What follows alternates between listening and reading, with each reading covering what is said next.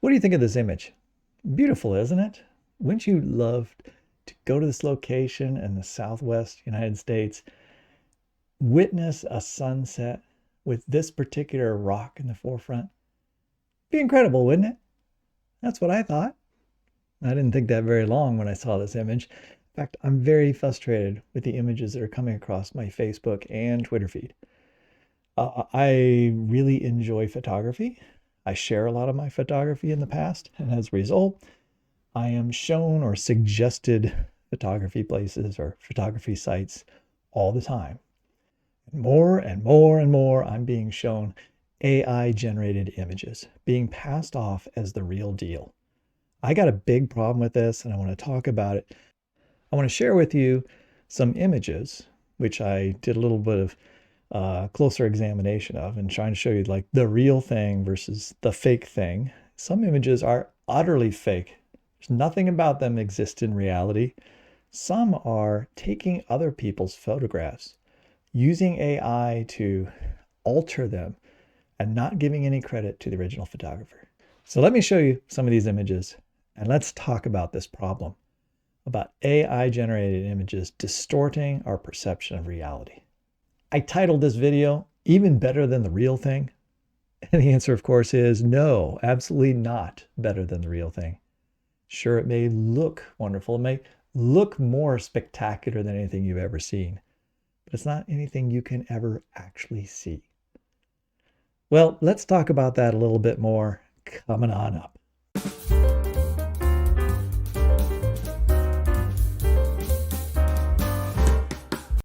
Okay, first thing about the title, even better than the real thing.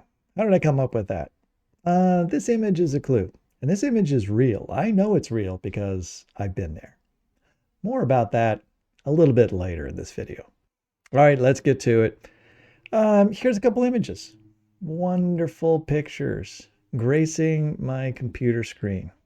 Seems like, oh, if I'm looking at Facebook, Facebook's just utterly cluttered with sponsored and other like you might like this type of post rather than things that are actually from my friends or people I've chosen to follow. And because I like photography and because I like the Southwest especially, I tend to, I guess I pause and look at some of these images and therefore I'm fed even more of them. The algorithm just keeps giving me more. But what's happening lately is I'm seeing more images like this, right? The images are getting more spectacular, more amazing, because everyone has to one up the previous picture. But what really bothers me is these aren't real. These are artificially generated by AI. And when I look at the comments, there's hundreds of comments, sometimes thousands of comments on some of these pictures, some of these photos, but they're not photos. And virtually no one recognizes them as not being real. So many people are just enamored with these photos, think they're absolutely wonderful, ask like where they can go to see these places. But these places, for the most part, don't exist. Now, some of them do. I'm going to show you some images of places that actually do exist, but the photos of the places are not real, right? They're artificially generated. So let's just start with a couple here. I mean, I really, really like this photo on the left side here. It's absolutely spectacular. As a photographer, an amateur photographer, I would just love to be able to take a shot like this. And I've succeeded in taking some really spectacular sort of sunset, dusky shots. But something like this would just be like, that's a dream for me to be able to take to get one image like this.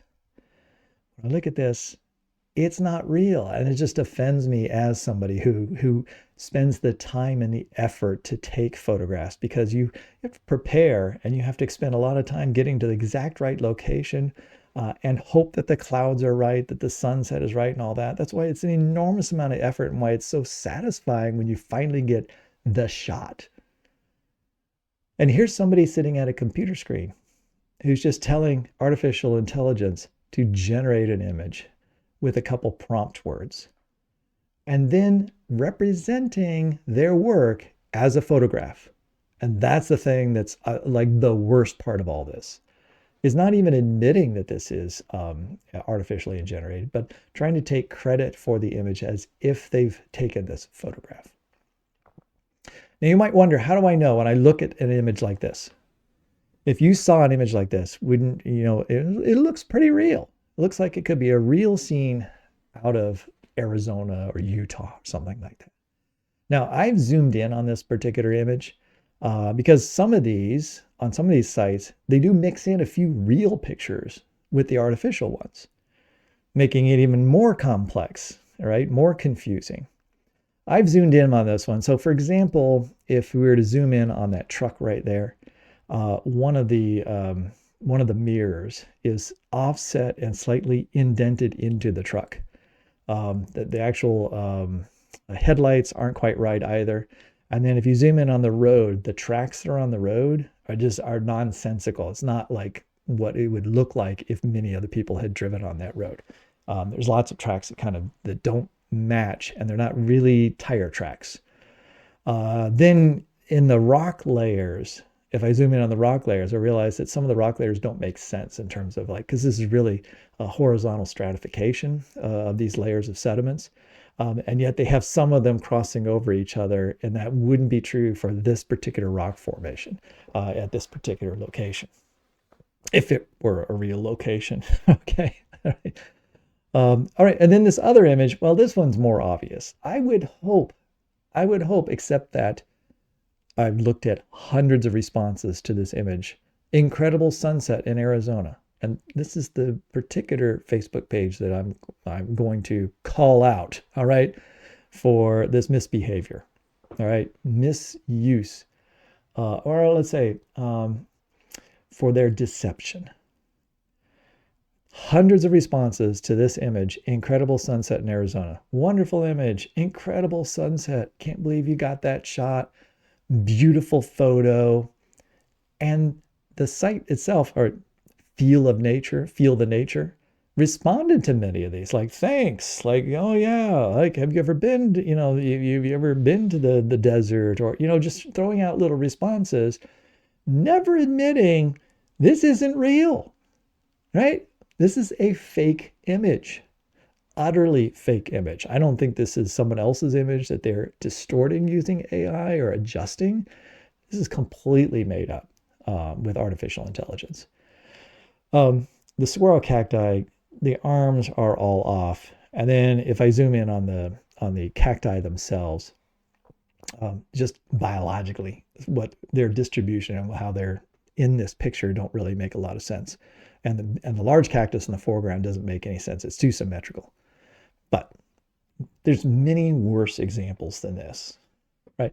I totally understand if that many people believe that these pictures are real. I mean, typically they're people who haven't actually done much photography, and they're often people who have never been to locations like this to experience nature, or made enough observations of nature to realize when something is fake. Unfortunately, AI is getting really good at imitating nature.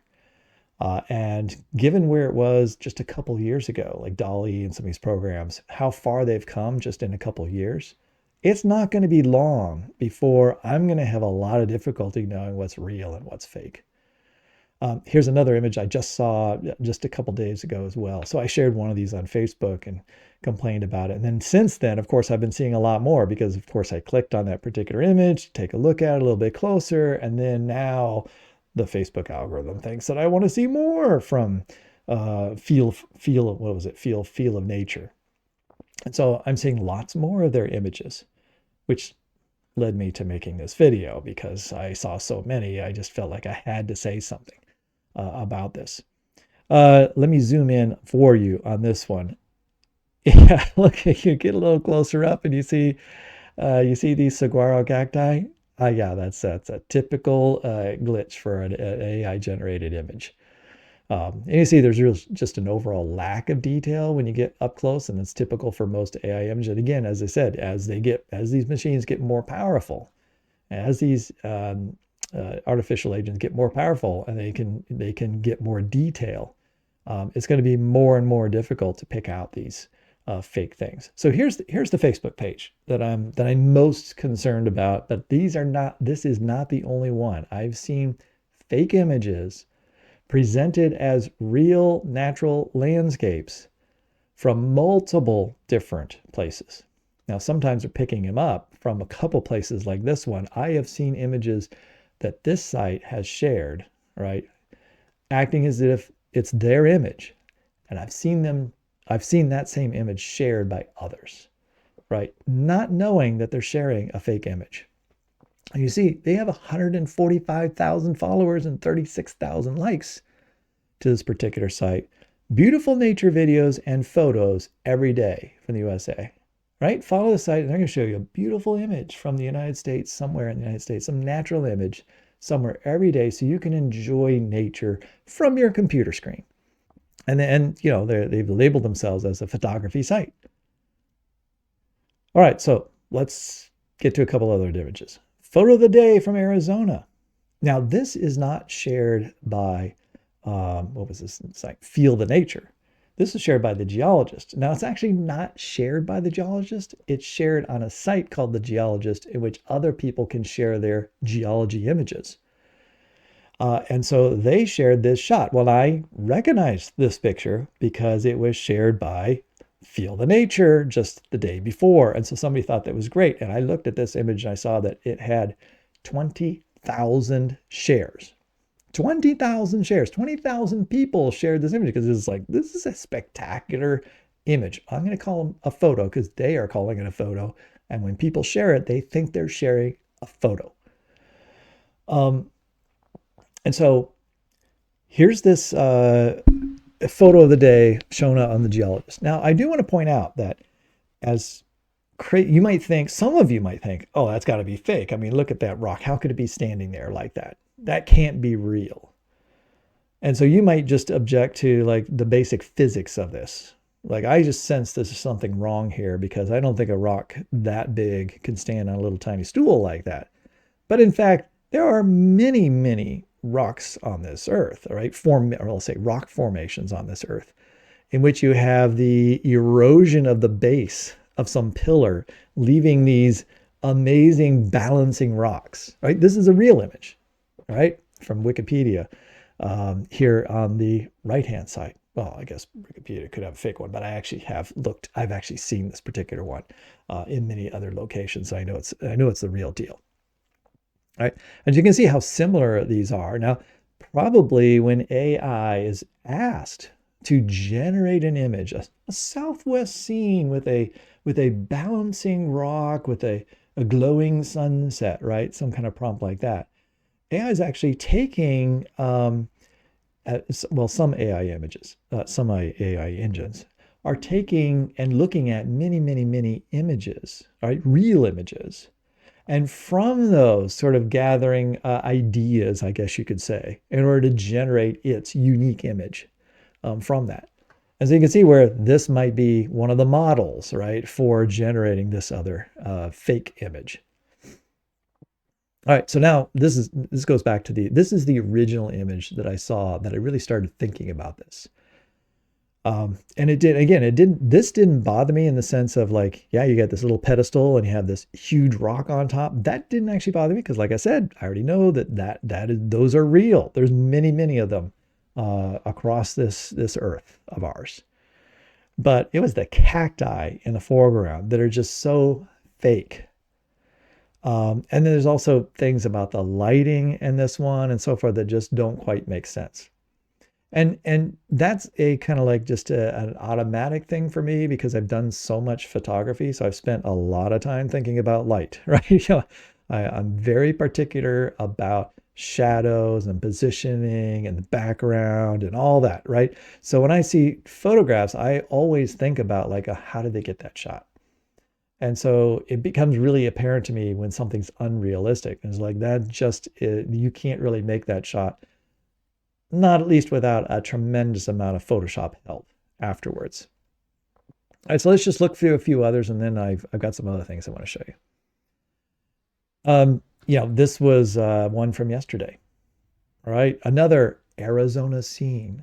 Amazing clouds over Saguaro in Arizona.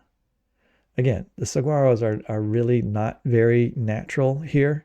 And there was a few other things as I zoomed into here that also didn't make sense on this one. Another fake image. This one, I have to admit, I really had to think about for a while because I have seen, and you may have seen, really wonderful images in National Geographic or something like that of the redwoods in California, and people standing in the base of a grove of redwoods or sequoias and gazing up in order to sort of give you a sense of the scale of these things.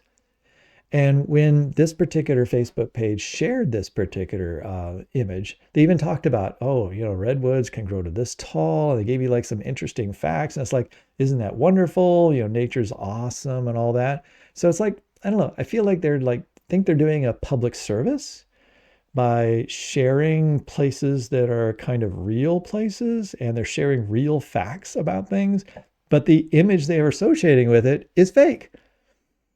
And so this is very similar to other images that are out there, but it's not a real photograph. It's not even an edited photograph. Right? The bark lines on this, the type of bark, is just not right for the redwood or sequoia. And then, I don't know if you can see it, but some of these branches up here, there's little tiny, tiny branches coming off about halfway up. And then the way that the branches are branching is not at all what an evergreen tree does. All right. It's not how a sequoia does so. And so there's a whole bunch of little things that are just not right. They're not capturing reality. All right. So they're faked. All right. It's fake stuff. It's stepping back and just looking at the image from far away. It's pretty impressive, and I would say would be possible for a photographer to take a picture just like this, which is what's kind of sad. It's like, yes, there are photographs out there which you can really say this is real. Here, the Tetons. So on the left-hand side is the AI image. And again, I had to look at this one a long time. I mean, the detail was pretty good on this one. And I blew this image way up, and I had to go and actually go look at a real image of the Tetons, find a real image, again, from Wikipedia in this case, a real image from about the same vantage point in order to look at the rocks and see how similar they are. There are differences here. I mean, the rocks haven't changed that much, over the years on the Tetons. And so, in this case, I think the artificial agent is actually using an image of the Tetons, and then it is modifying it. But through its modification process, then it makes it not exactly right. This is a falls. No, I can't remember where. Maybe Washington State or something like that. I wish I could remember what the falls was. But so again, on the left is the AI generated image, and it's kind of like, and this is true for a lot of AI images. They're kind of softer, right? And when you go to try to look at the details, you see that's a little blurry all around the edges of everything. And it shows there just isn't quite as much detail there. So you see the rocks here in the center picture, which is a real photograph from this site, shows that it's just not quite as magnificent as the fake image makes it look, because look at the forest above the trees there. Isn't that wonderful? Those trees are just like really, really nice.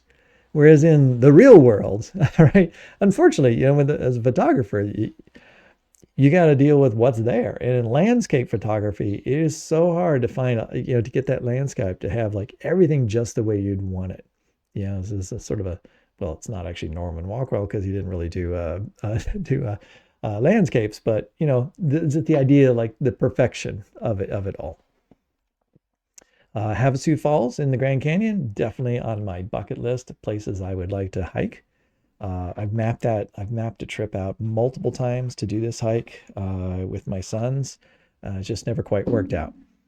So again, on the left is the fake version, and then here's a Wikipedia picture of Havasu Falls. Not exactly the same angle, and you can see get a lot of the elements. It's really impressive, right? But it's not really real. No one actually took that particular picture. It doesn't represent a moment or snapshot in time.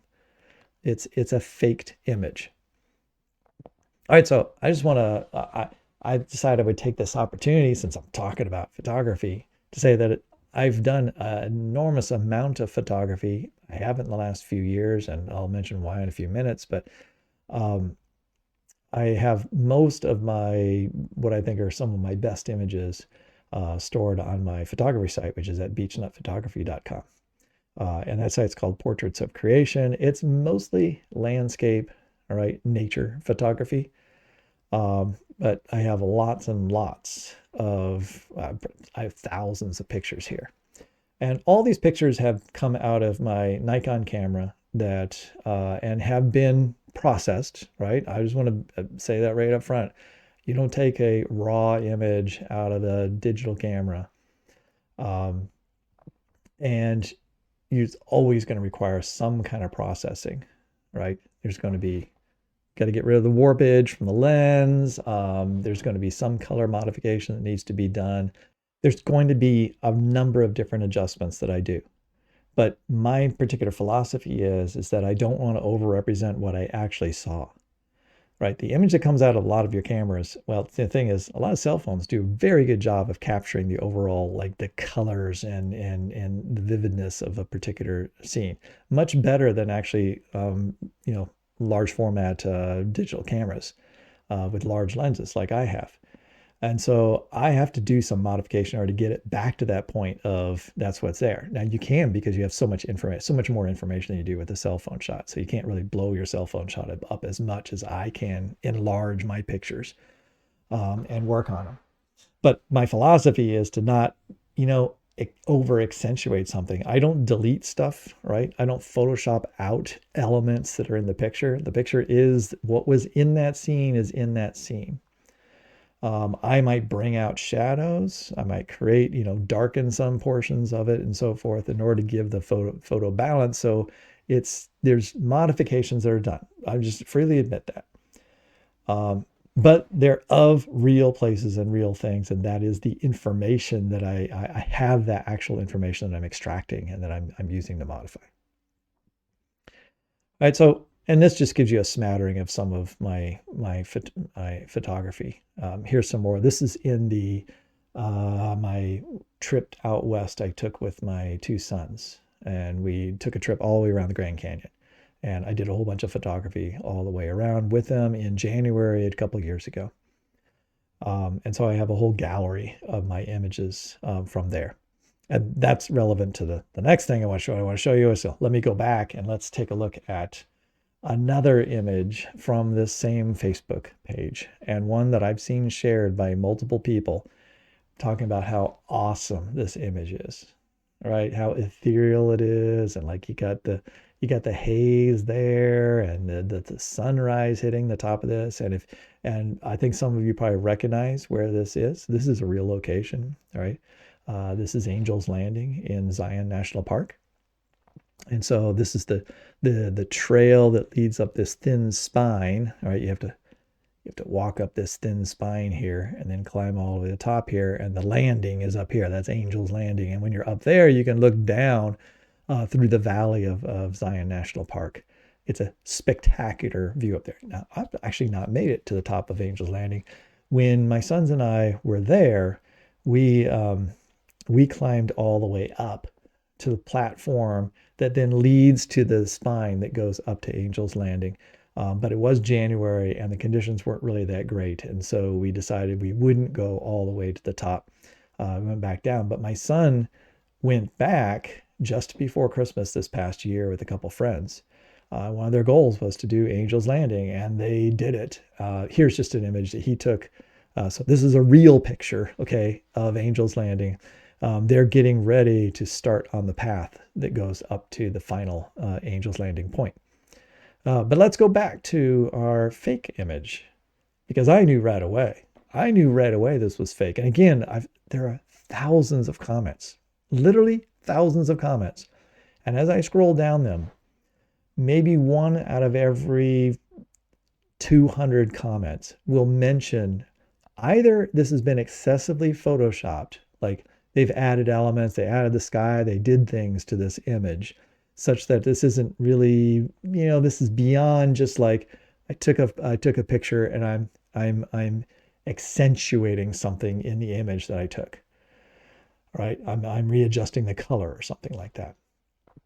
But no, only one or two people in one of the forums that I looked at suggested this was artificially generated. The thing is, if you've hiked Angel's Landing, you should know this is fake, right? There's one thing just glaringly missing in this picture, and that is this entire spine right here has little metal poles with a chain, all right? Because and it's actually skinnier in a couple places than it shows here, because when you hike across here, as you're walking across there, you're going to have 1,000-foot drop straight down on either side. This image actually doesn't make it look that steep. This other side, you're not seeing as much, but it is like this on the other side as well. You're looking straight down. My son has a picture of him stepping, holding onto the chain, right, taking a picture in which on either side, 2 feet away on each side is 1,000-foot drop. There's one little constricted spot there we got to get across. That's completely missing from this photograph. And this particular Facebook page presents this as a photo, right?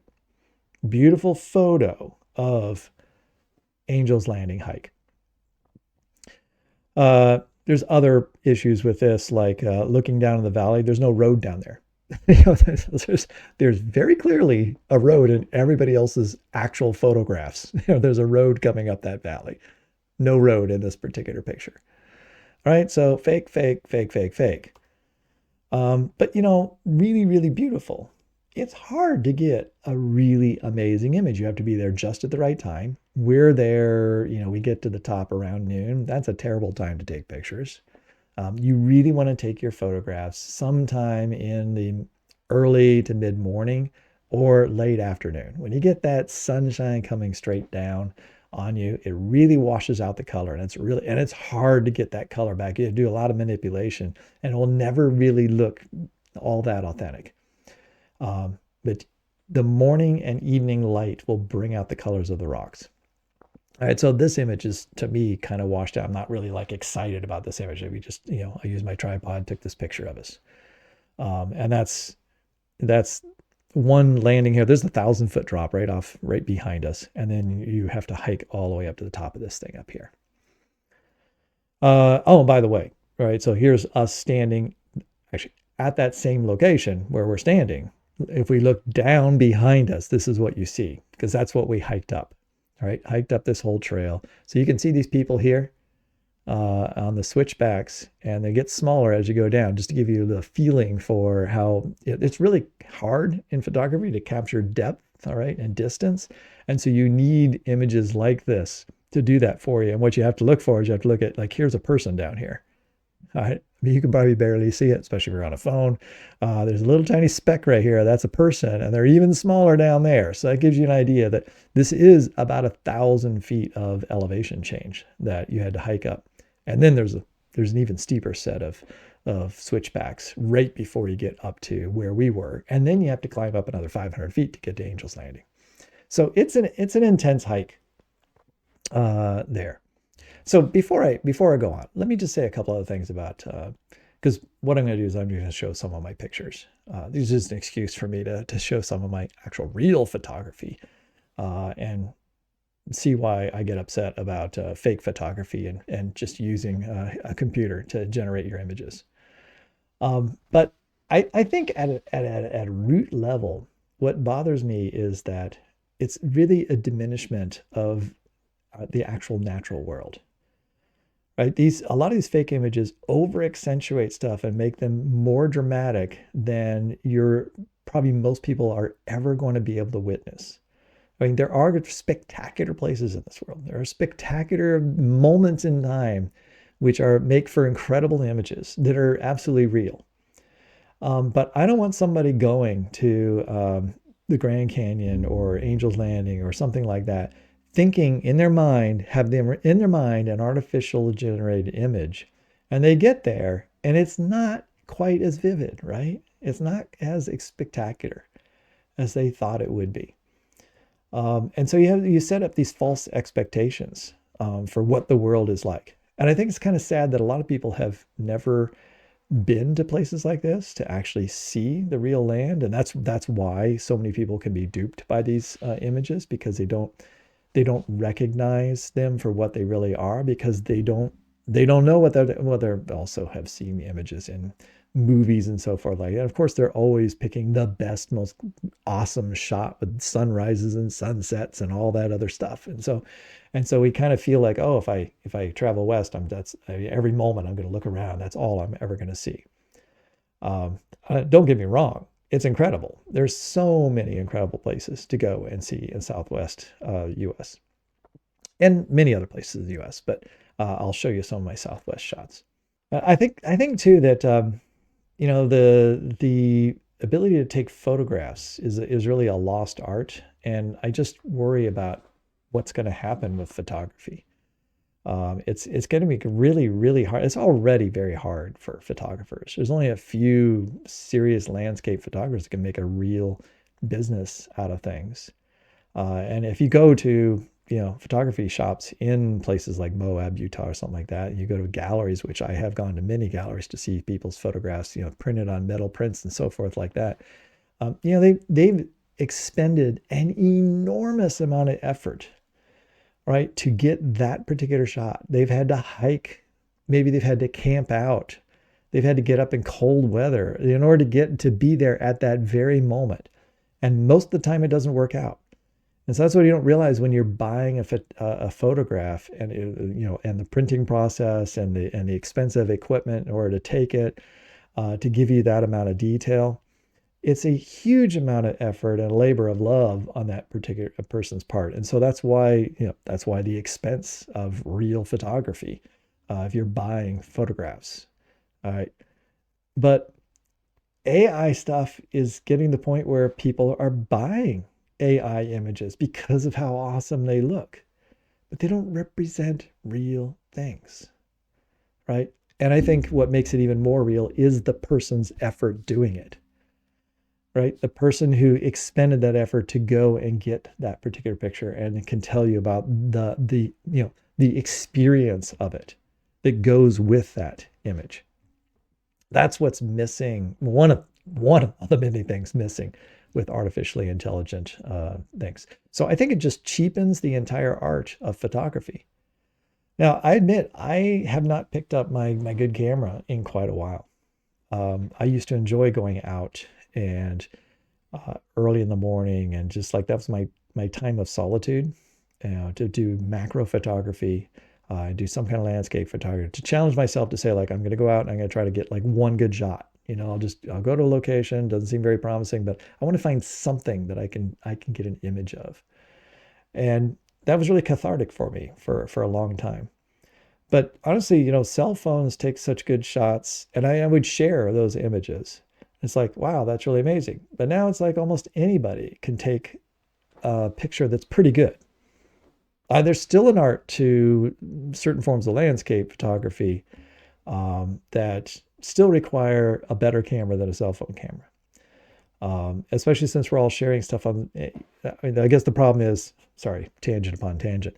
The problem is that we're sharing our things on, small screens, and it's really not till you get bigger screens that you can really appreciate the difference today between cell phones and a better camera and somebody who knows how to do the work of processing their images.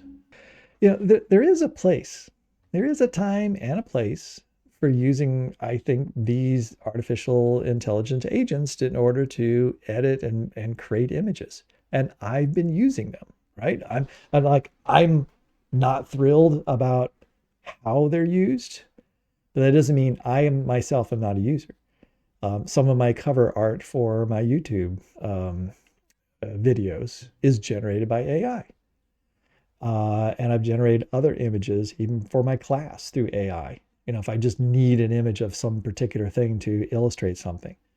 And I try to always tell people that this is artificially generated. That's the thing that kind of galls me about like some of these Facebook pages. They are trying to pass these off as real images, right?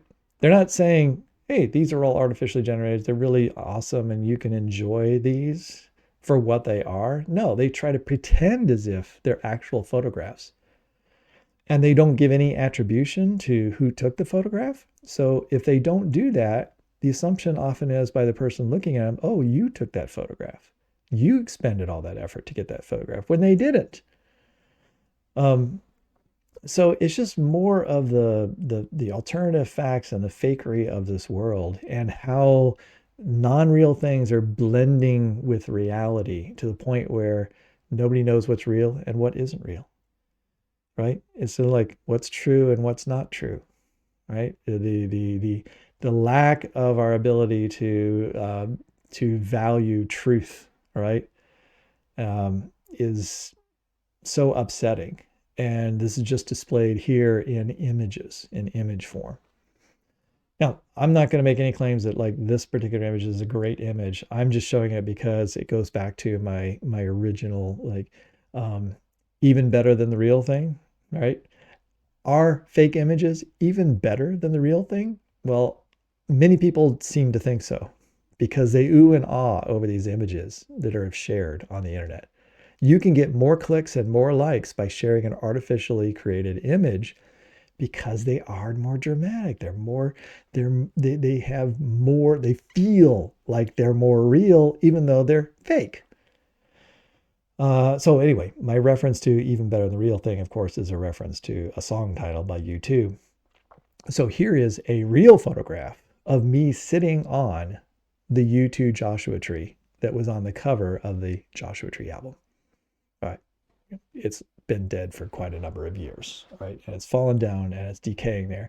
Yes, the Joshua tree is a form of yucca and it has a type of wood that survives pretty well in this environment because it's an extremely dry environment here.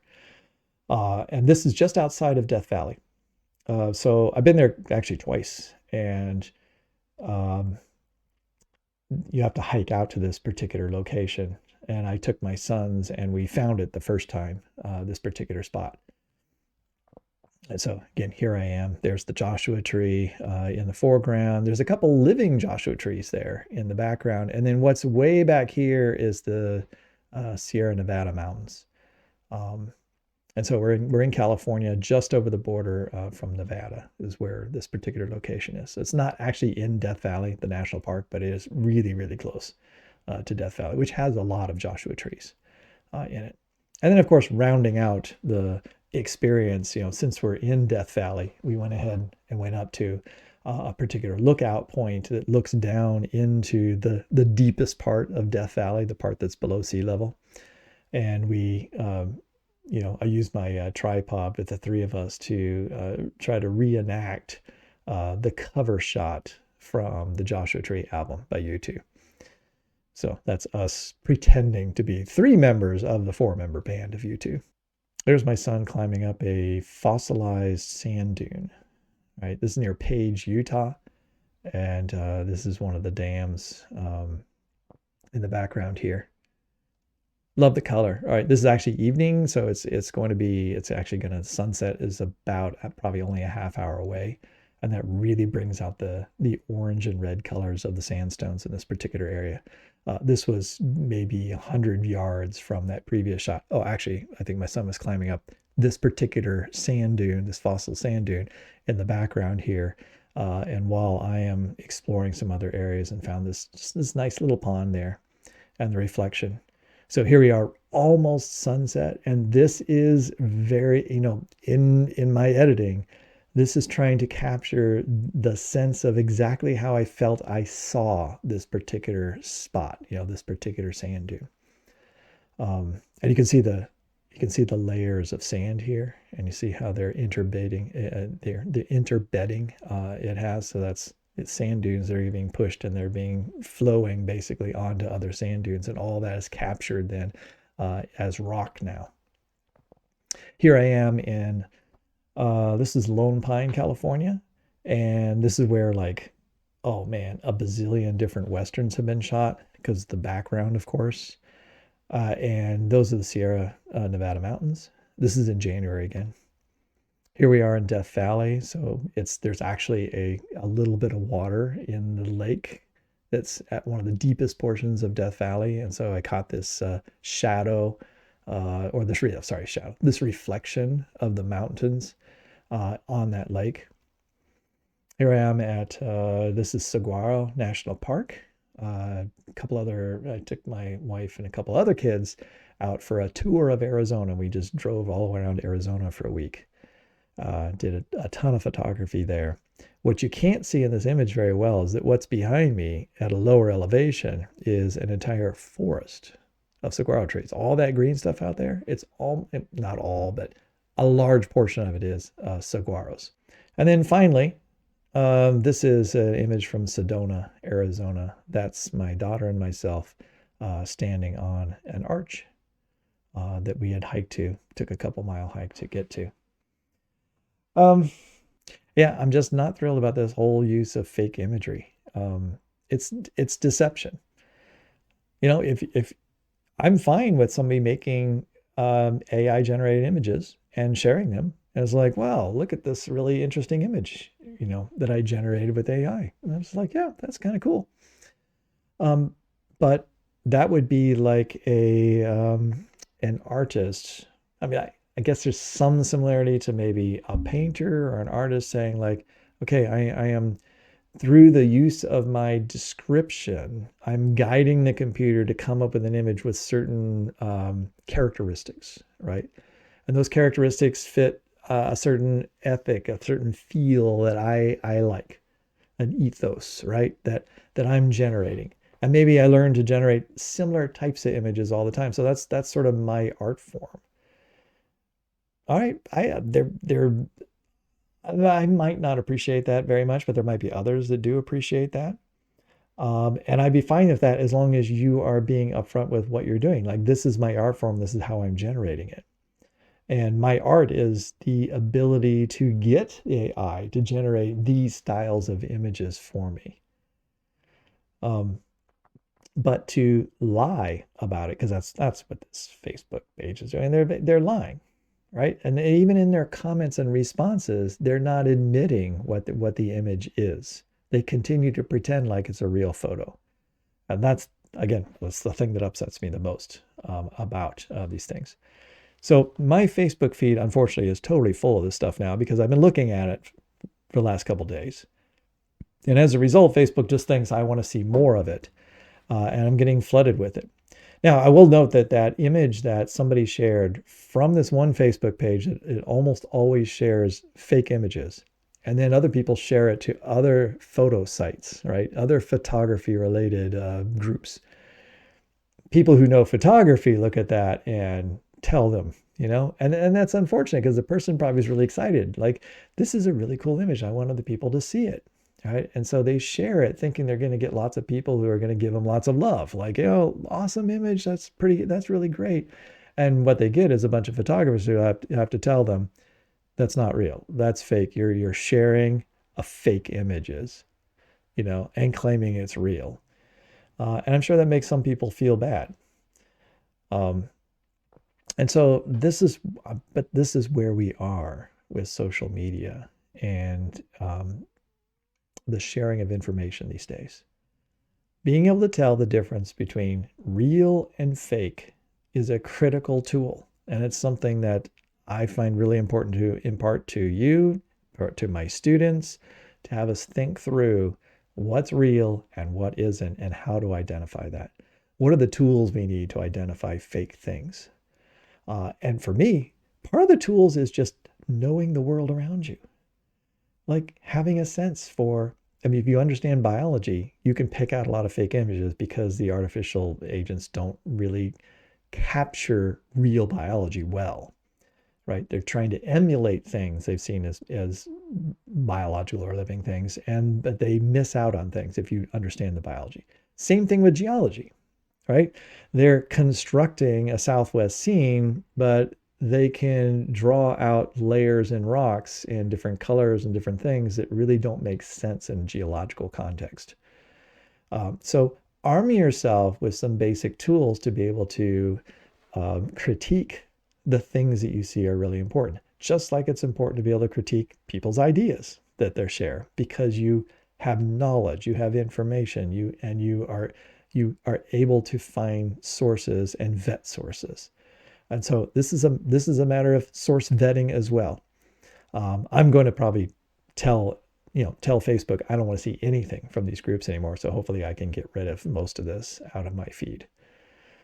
But it's showing up more and more and more and more and more people are getting faked out. And I'm just afraid the fakes are going to get better to the point where it's going to really be harder to know. I'm going to get fooled by fakes. I have been fooled by fakes already. Um, and I just fear for the day when I just don't trust anything that I see because I'll feel like everything is potentially a fake. And I don't know how to avoid that future, but I sure am going to try. All right. Hey, thanks for hanging out with me and taking a look at a few of my pictures. You can see thousands of others at beachnutphotography.com, and they're all free and they're all in full size. You can download the original image size and you can use them for whatever you would like to. It'd be nice if you attributed to me, but use them how you wish. You can print them, you can share them, um, and I guarantee they're all real. They're real places, and they were all taken with a joy, really just enjoyed taking all those photographs and then processing all those photographs. It's just something that, like I said before, it's kind of a cathartic effort for me. It's something that it distracts me from all the other things that I do and all the other worries and cares that I have when I'm doing photography. All right. Thanks a lot. We'll talk to you later. Bye bye.